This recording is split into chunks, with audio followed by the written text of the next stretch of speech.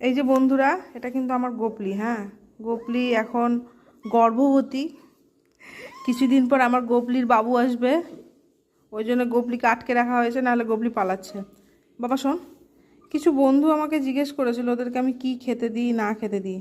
সত্যি কথা, কোনো স্পেশাল জিনিস ওদের জন্য হয় না, আমরা যেটা খাই সেটাই খেতে দিই। এবার ওদের জন্য যেটা হয় সেটা হচ্ছে, প্রথমে বাচ্চারা তো 1-1.5 মাস মায়ের দুধই খায়।